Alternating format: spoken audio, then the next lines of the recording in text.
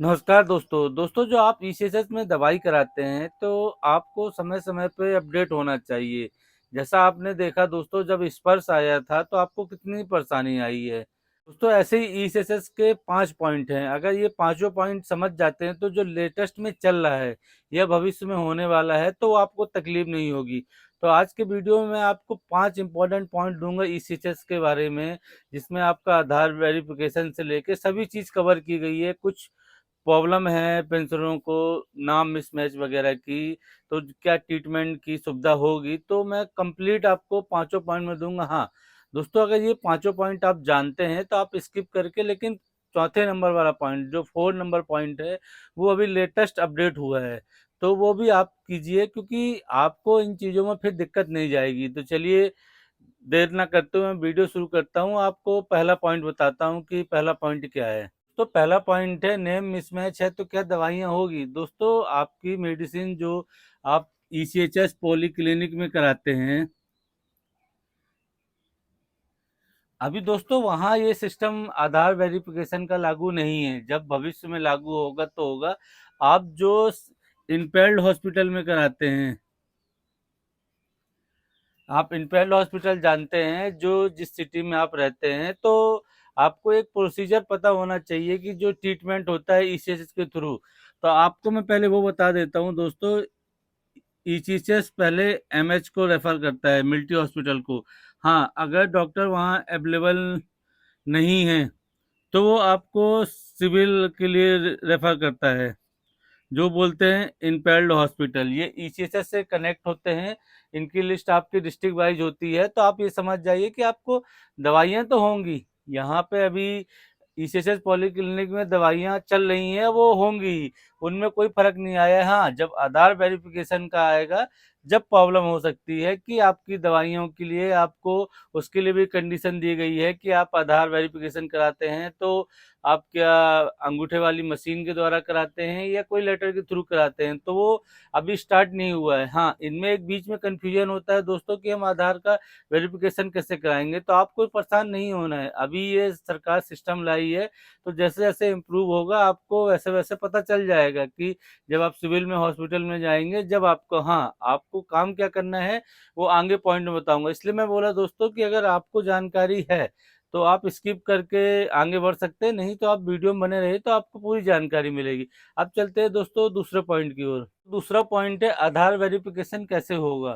तो दोस्तों आधार वेरिफिकेशन के लिए आपको परेशान नहीं होना है। अभी ईसीएचएस में तो आपका ट्रीटमेंट चल ही रहा है। हाँ, जब अभी रेफरल बनवाते हैं तो जो सिविल से कराते हैं दोस्तों, ईसीएचएस जो रेफरल बनाता है वो पहले आपके एमएच का बनाता है, फिर सिविल हॉस्पिटल का बनाता है। तो जब सिविल हॉस्पिटल में ट्रीटमेंट कराएंगे तो यहाँ दोस्तों आपको वेरिफिकेशन होगा, लेकिन अभी ये स्टार्ट नहीं हुआ है। अभी प्रोसीजर कहा गया है कि आप अभी अपने डॉक्यूमेंट वगैरह एग्जेक्ट करा लीजिए, आप अपने डॉक्यूमेंट अपडेट करा लीजिए। जैसा आपके, आप ये जानते हैं कि जैसा आपके पीपीओ में डिटेल था तो वैसा आप आधार में कराइए। आज नहीं तो कल आपको प्रॉब्लम जाएगी। जैसे आपको स्पर्श में प्रॉब्लम आई थी कि आपका सबसे बड़ी प्रॉब्लम थी कि नेम मिसमैच था, तो आपको स्पर्श में प्रॉब्लम आई थी, तो ये आधार वेरिफिकेशन तो अभी बाद में होगा, सिविल हॉस्पिटल में होगा। वहां जाएंगे तो वो खुद रखेंगे और आपका वेरिफिकेशन हो जाया करेगा। तो आप वेरिफिकेशन के पहले ही अगर आपके जैसा पीपीओ में नाम है वैसा आपके आधार में नाम हो जाएगा तो आपको प्रॉब्लम ही नहीं आएगी और ना कोई मिसमैच की प्रॉब्लम आएगी। तो ये वेरिफिकेशन तो सिविल हॉस्पिटल में चालू होगा। अब चलते हैं दोस्तों तीसरे पॉइंट की ओर। दोस्तों तीसरा पॉइंट है 18 ईयर्स से ऊपर बच्चों की असेसमेंट दवाइयाँ कैसे होगी। तो दोस्तों आप जैसे जानते हैं कि आपके जो डिपेंडेंट बच्चे हैं, सिर्फ दो जो हैंडीकैप बच्चों को छोड़ के, दोस्तों जो हैंडीकैप बच्चे होते हैं उनका एक सर्टिफिकेट बना होता है मेडिकल का, तो उनकी तो लाइफ टाइम दवाई फ्री है। और आपकी जो गर्ल्स होती हैं, गर्ल्स की जब तक अनमैरिड हैं, आप पहले एक कंडीशन समझ लीजिए, अनमैरिड हैं जब तक आपके गर्ल्स की ट्रीटमेंट होता है। और जो आपका चाइल्ड है, जो चाइल्ड है वो 25 ईयर्स तक, तो ये तो ट्रीटमेंट होता है। हाँ, लेकिन 18 साल के बाद दोस्तों क्या होता है, आप पैन कार्ड बनाते हैं, तो आपका पैन कार्ड बन जाता है। तो आपकी वाइफ को तो रिक्वायरमेंट नहीं होती, लेकिन जो बच्चे होते हैं उनको आप ये 26A फॉर्म अपलोड कर सकते हैं, और पैन कार्ड या अपना ITR। तो उससे पता चल जाता है कि उनके इनकम नहीं है। अगर वो कोई इनकम कर रहे हैं, अगर वो इनकम 9,000 रुपये से ज़्यादा है ईयरली, तो 9,000 रुपये से ज़्यादा ईयरली है, तो वो ट्रीटमेंट के लिए एलिजिबल नहीं होते, मतलब वो दवाई नहीं करा सकते। तो इनमें ये शो हो जाता है कि 9,000 से ज़्यादा नहीं है, तो वो आप दवाई करा सकते हैं। इसमें कोई परेशानी की बात नहीं है, बस कंडीशन आपको पता होनी चाहिए। और ये चीज़ें हैं आपको दोस्तों की पैन कार्ड, 26A फॉर्म और ITR होता है, वो अपलोड कर दीजिए। अगर कार्ड बंद भी है तो चालू हो जाएगा। और जो नया लेटेस्ट रूल देखिए दोस्तों, वीडियो मैं आज बना रहा हूँ, हो सकता है आप ये वीडियो 1 महीने बाद या 2 महीने बाद देखें, उस समय नया रूल आ जाए ECHS का कि इनके लिए ये चेंजमेंट हो गया है। तो कभी भी अगर 18 साल के ऊपर बच्चों का कुछ भी अपडेट कराना हो, अभी तो ये चल रहा है, अगर कुछ चेंजमेंट होता है तो आप एक बार ECHS अपने पॉलिक्लिनिक चले जाइए, वहाँ आप बात कर सकते हैं, तो बता दें। अब मैं दोस्तों जो चौथा पॉइंट बोल रहा था इम्पोर्टेंट है, अब मैं आपको चौथा पॉइंट बताता हूँ। दोस्तों चौथा पॉइंट है ECHS रेफरल न्यू सिस्टम। दोस्तों आप जैसे ECHS में ट्रीटमेंट कराते हैं, तो आपको ये पता है कि आपका ECHS जो है पॉलीक्लिनिक, ये आपको रेफरल देता है। आपने रेफरल जो आपको दो जगह की जरूरत पड़ती है दोस्तों, या तो आप MH के लिए करेंगे और या तो आप सिविल के लिए करेंगे। लेकिन दोस्तों पहले क्या होता था, जैसे आपको एक रेफरल दिया तो आप 1 मंथ के अंदर कितने बार भी विजिट कर सकते थे। या फिर आपका जैसे MH में हो गया, आपका MH में अगर आप ट्रीटमेंट कराते थे तो यहाँ आपको एक बुक बना दी जाती थी, तो हर बार उसकी एंट्री हो जाती थी, आपको परेशानियां नहीं होती थी। जैसे आप MH में किसी मेडिकल स्पेशलिस्ट या अपने सर्जिकल स्पेशलिस्ट को दिखाते थे, तो आप 1 महीने की दवाई मिली आपको, फिर दोबारा आप उसी को जाके दिखाते थे और मेडिसिन ECHS पॉलीक्लिनिक से लेते थे। लेकिन दोस्तों अब समय के साथ आपको चेंज हो रहा है। जैसे आपको जो रेफर दिया जाता है उसमें गौर से देखिए, उसमें लिखा रहता है कि आप 1 मंथ में 1 बार, 2 बार या 6 बार कितने बार विजिट कर सकते हैं। आपको हर ट्रीटमेंट के लिए आपको अब जितने 1 महीने में जितने बार जाएंगे, क्योंकि अब रेफरल की जो वैलिडेशन है वो 1 मंथ ही रहती है दोस्तों। आपको हर मंथ अब नया रेफरल लेना पड़ेगा, चाहे आप MH में जाए या सिविल में कराएं। ये जरूरी इसलिए था दोस्तों कि पहले एक बुक बन गई, उसी में एंट्री कराते रहे और MH में जाके अपना डिपेंडेंट कार्ड दिखाए या आपका ECHS कार्ड दिखाए और उससे आपका ट्रीटमेंट होता था। लेकिन अब वो चेंज हो चुका है, अब आपको हर महीने रेफरल बनाना पड़ेगा और 1 महीने के अंदर जो 1 महीने की डेट है उसके अंदर ही आपको अब ट्रीटमेंट कराना पड़ेगा। तो ये आप ध्यान रखिए कि आप परेशान ना हों।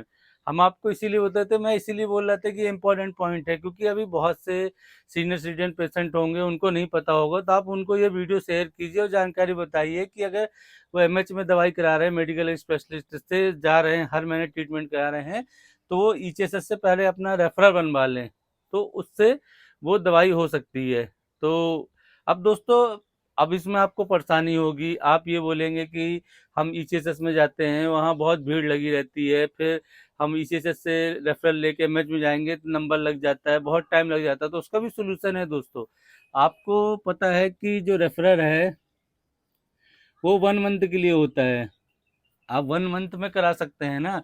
तो आप जिस दिन मेडिकल स्पेशलिस्ट को MH में दिखाते हैं, उसके बाद आप मेडिसिन लेने तो पॉलीक्लिनिक ही आएंगे। तो जब आप मेडिसिन पॉलीक्लिनिक लेने आते हैं तो वहाँ आप रेफरल बनवा लीजिए अपना।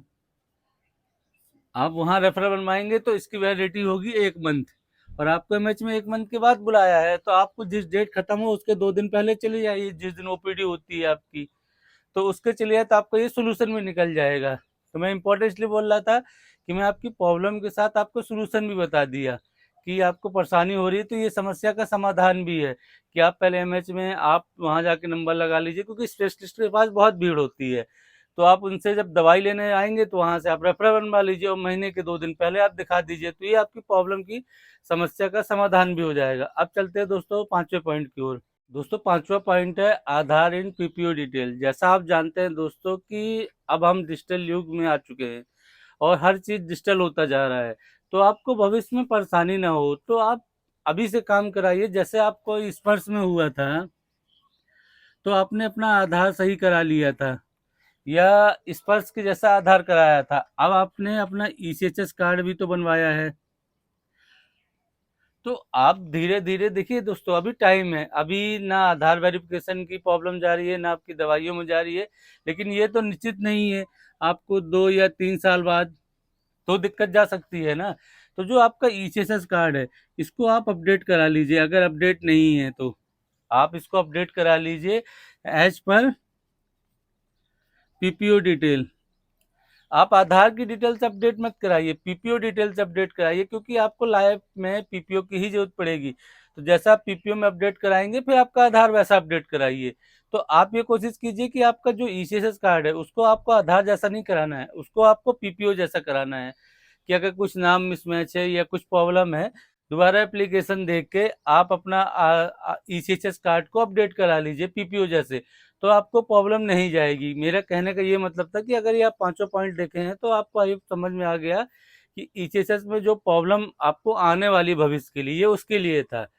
आई होप दोस्तों आप समझ गए होंगे। हाँ, आपको अभी भी कुछ कंफ्यूजन है इन पांचों पॉइंट में, तो आप वीडियो के नीचे कमेंट कीजिए, मैं रिप्लाई देने की कोशिश करूंगा। मिलते हैं एक नए वीडियो में। नमस्कार दोस्तों।